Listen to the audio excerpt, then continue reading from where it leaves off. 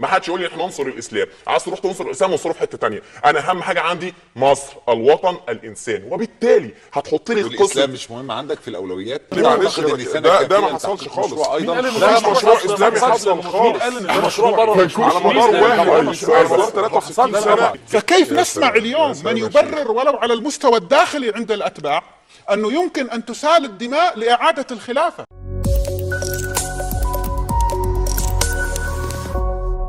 Assalamualaikum warahmatullahi wabarakatuh. Salam harmoni. Ittafaqal Arabu ala alla yattafiqu. Orang-orang Arab itu bersepakat untuk tidak bersepakat. Nah, sahabat-sahabat harmoni sekalian, video kali ini menurut saya pribadi sangat menarik. Dan saya yakin 100% teman-teman akan memberikan like-nya nanti di akhir video.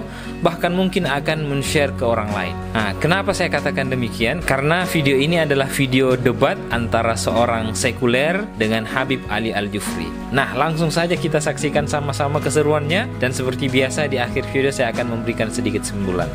مجتمع انا معاه وبعلنها هنا على الهوا. اذا كانت الشريعه الاسلاميه ستحقق الصالح لمصر، اول واحد سيطلع في المظاهرات لتطبيق الشريعه، وانا بالتالي ما يحركني هو الواقع والتجربه. وبالتالي احنا تعالى نسال نفسنا سؤال: ما هو الشريعه؟ مش الشريعه دي عباره عن تشريعات يعني قانون؟ طيب السؤال هنا، هل الكون اللي احنا عايشين فيه والعالم اللي احنا عايشين فيه متغير ولا ثابت؟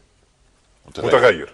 وبالتالي لا يمكن ان اضع متغير مع ثابت. اذا كانت الشريعه والنص الديني ثابت جامد لا يمكن ان اعمل فيه العقل او اؤوله، يبقى ما ينفعش الثابت يلتقي على المتغير ولا يحقق الصالح. فما ينفعش قانون عمره 1400 سنه ونزل في مكان ما بظروف ما واطبقه.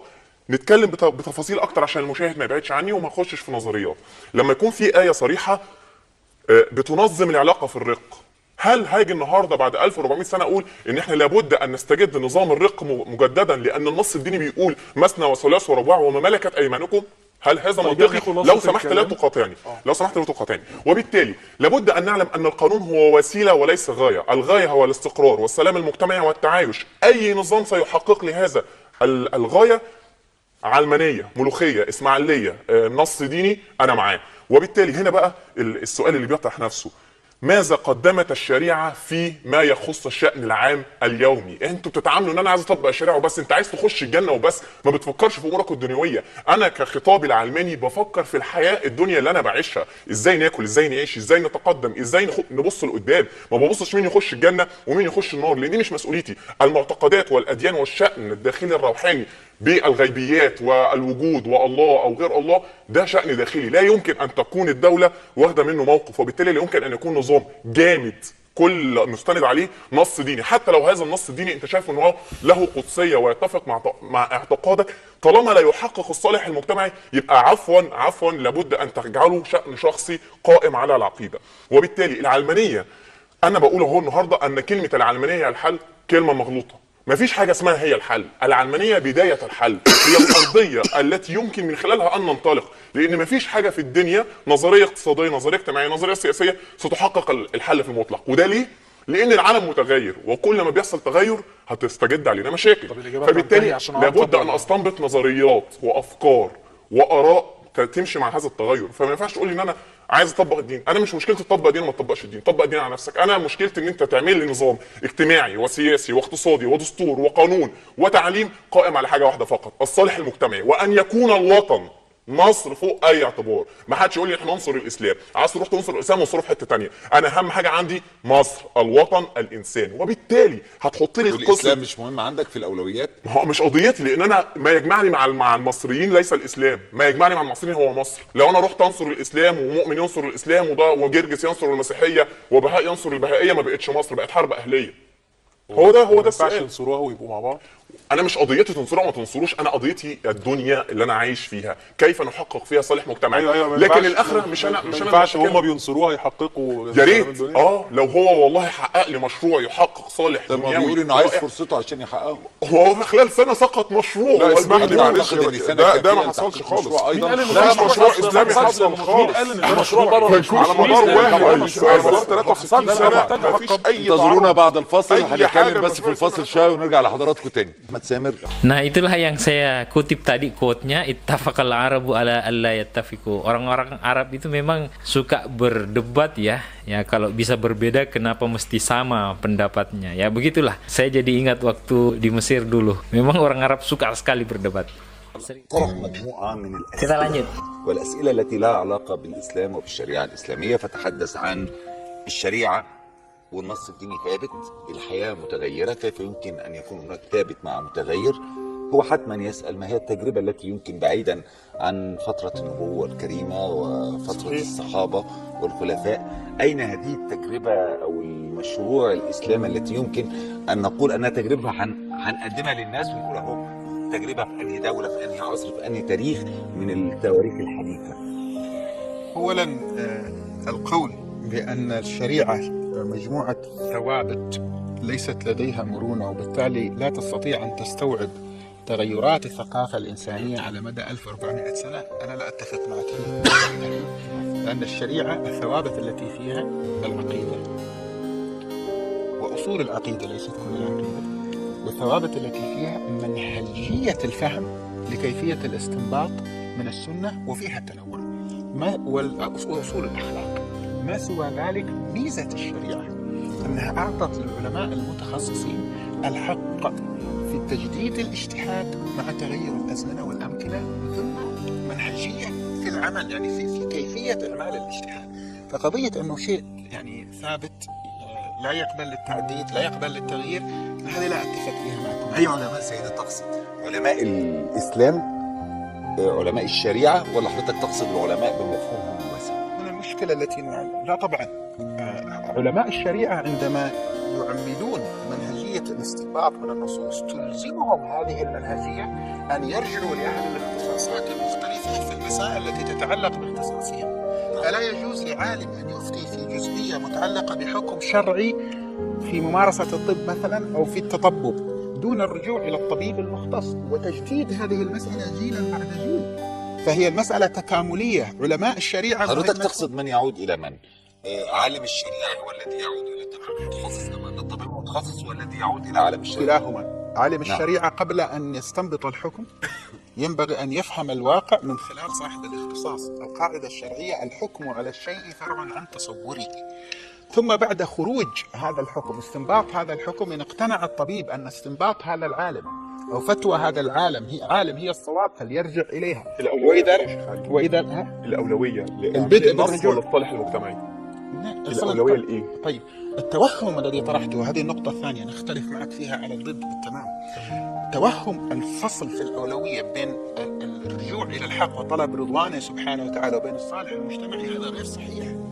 من أوليات مفهوم الرجوع إلى أمر الله سبحانه وتعالى وطلب رضوانه القيام على العمل بالصالح المجتمعي. متفق، انا كده متفق. لا يوجد تضاد، لا يوجد تضاد. انا عايز كده، الصالح المجتمعي له اولويه. لكن اين المشكله؟ المشكله تكمن ان هناك نماذج قدمت لنا وانا اعترف تماما على انها مشروع اسلامي في اداره السياسه، في اداره الحكم، ليست مشروعا اسلاميا. تمام. لا اعترف ابدا ان هذا مشروع اسلامي، كما انه حصل ربما بنيه حسنه لعديد ممن عملوا في الميدان السياسي على اساس ان لديهم مشروع حصل فينا. يكمل الجملة دي وبعدين أنا سألت هذا السؤال. حصل فين؟ حاضر سأجيبك بس أكمل هذه الجزئية.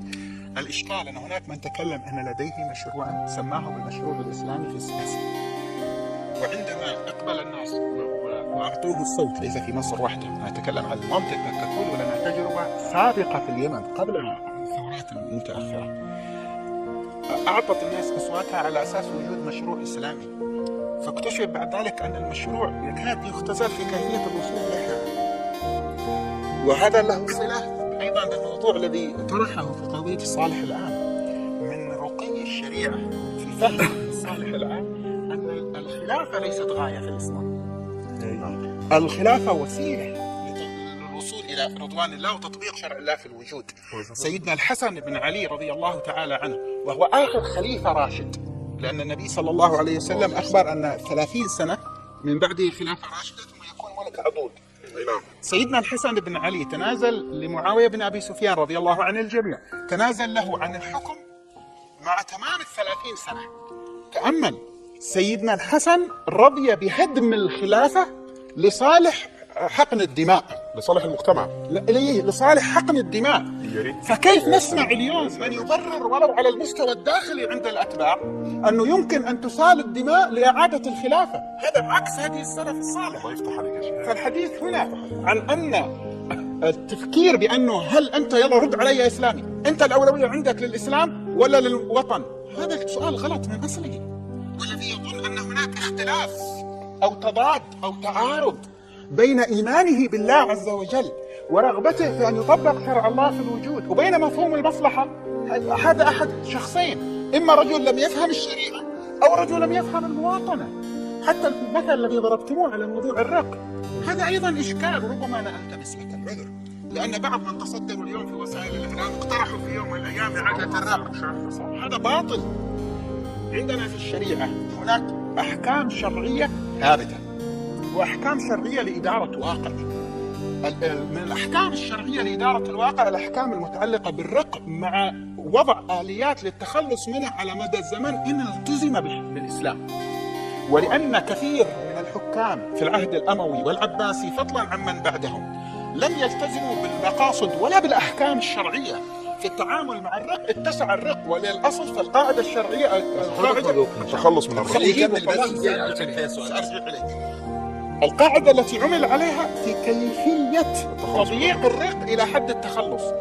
لما جاء الاتفاق في هيئة الأمم المتحدة على الإعلان العالمي لحقوق الإنسان ومنها إنهاء الرق، بادرت الدول الإسلامية إلى التوقيع، وعلماؤنا الكبار قالوا هذا يتناسب مع الشرع فنحن نقره. فتصور أن هذا شيء له 1400 سنة لازم التطبيق. سببه أعترف لك، سببه أن بعض من ينتسبون إلى الدين أو إلى العلم من برزوا عادوا تسويقه بغيبوبة عن فهم الشرع وفهم الواقع.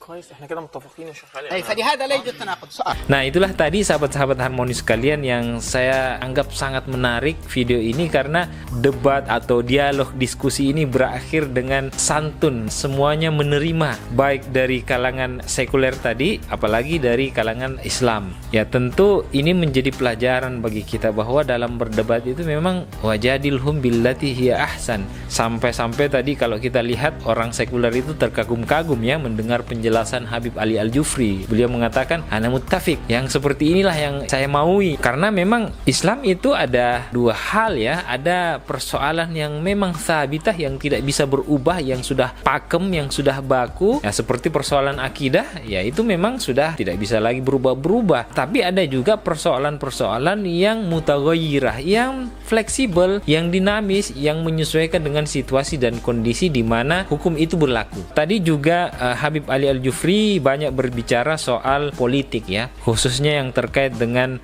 khilafah. Jadi kata beliau tadi, khilafah itu bukan tujuan, laisa al-ghayah, tapi khilafah itu adalah wasilah tentu untuk mencari keridaan Allah Subhanahu wa taala, tapi dengan catatan ya tentu harus tetap mengedepankan kemaslahatan umum, kemaslahatan masyarakat, bukan sebaliknya. Seperti yang banyak didengung-dengungkan oleh para pejuang khilafah saat ini khususnya di Timur Tengah, seperti ISIS misalnya, memperjuangkan khilafah tapi mempertaruhkan nyawa orang lain. Dengan alasan khilafah mereka rela untuk saling bunuh-membunuh. Tentu ini batil, ini yang salah, yang ini harus kita lawan ya. Nah, saya mau memperlihatkan kepada sahabat-sahabat Harmoni sekalian komentar-komentar di video aslinya. Jadi video asli ini sudah ditonton kurang lebih 1 juta penonton. Nah, di sini ada komentar, masya Allah, ini luar biasa katanya, ketenangan Habib Ali Al-Jufri dalam menjawab tuduhan-tuduhan yang dilontarkan oleh orang-orang sekuler. Memang disitulah kehebatannya Habib Ali Al-Jufri. Bahkan tadi beberapa kali beliau dipotong ya, gregetan juga, ini orang lagi ngomong dipotong terus penjelasan beliau. Al-Jufri yaqna'uka min sautihi. Ali Al-Jufri itu kelebihannya, dia dengan suaranya saja itu bisa meyakinkanmu. Cukup dengan suaranya saja itu bisa meyakinkanmu, kata Abdullah ini. Apalagi dengan penjelasan-penjelasan yang luar biasa tadi. Tarhun jamilun jiddan, ini penjelasan yang luar biasa, kata siapa nih? Abu Basil, jazakumullah khairan. Ya salam alal hiwar al-jamil ar-raqi. Inilah diskusi yang luar biasa, yang sangat indah. Bila za'iq, ya, bila sorry, tanpa teriak-teriak, apalagi sampai lempar-lempar air minum yang biasa kita lihat di televisi Indonesia. Nah, di sini ada menarik komentar di sini. Al-alamaniyah katanya sekulerisme itu atau orang-orang sekuler itu tahtarimu kullal adyan illal Islam. Dia menghormati semua agama kecuali agama Islam. Wa tahtarimu kullal ara illal fatwa, dan orang sekuler katanya itu menghormati semua pendapat kecuali fatwa-fatwa ulama-ulama. Wa tahtarimu kulla al-albisah illal hijab syar'i wal jilbab. Katanya orang-orang sekuler itu menghormati semua model pakaian kecuali pakaian hijab syar'i dan jilbab. Saya nggak tahu ini apakah betul. Mungkin nanti teman-teman bisa komentar. Wajibah fikriyah ladzidzah, ini hidangan pemikiran yang sangat lezat. Alhamdulillah, alhamdulillah ala ni'matil akal, atas nikmat logika yang Allah berikan kepada kita, ya. Disinilah indahnya jika debat, diskusi, dialog itu memang mengedepankan untuk mencari kebenaran, ya, bukan untuk mencari pembenaran. Nah, ini yang banyak orang berdebat, berdialog, berdiskusi, yang didepankan adalah untuk mencari pembenaran berdasarkan apa yang dia yakini benar, meskipun mungkin itu tidak benar. Nah, saya kira itulah video kali ini, semoga bermanfaat. Terima kasih. Saya akhiri, wassalamualaikum warahmatullahi wabarakatuh. Salam harmoni.